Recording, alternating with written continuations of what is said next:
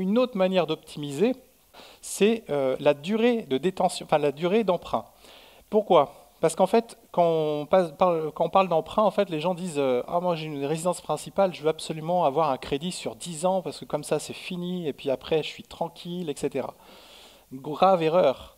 Grave erreur parce qu'il y a deux manières de voir. Soit on prend des crédits courts, donc comme ici, durée 15 ans avec des mensualités de 1224 euros, donc on a emprunté 200 000 euros, 1,3%.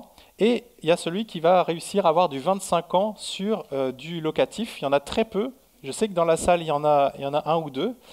Je les connais, mais c'est très difficile à avoir. Et donc si vous arrivez à l'avoir, c'est quand même très très bien. Donc 25 ans, on se dit, bah, c'est long, mais c'est court, ça passe très vite 25 ans. On va parler de la mort. Je sais que tout le monde adore parler de la mort. Bon, on va parler de moi alors. Hier, je suis mort. Bon, l'avantage, c'est que ce n'est pas arrivé. À 12 ans de crédit, donc je suis arrivé à 12 ans. Et donc, qu'est-ce qui se passe si j'avais pris un crédit à 15 ans?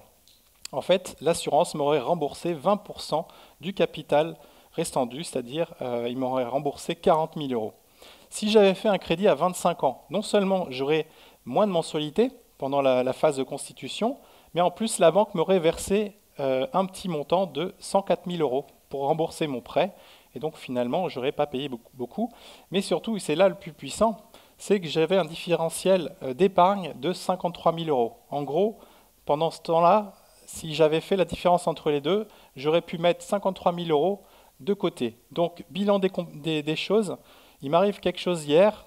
Aujourd'hui, je dirais que le capital qui est versé par la banque permet à ma famille de subvenir avec du capital financier d'un côté et du capital immobilier qui est déjà payé, donc ça génère des revenus et donc il n'y a pas de souci de ce côté-là.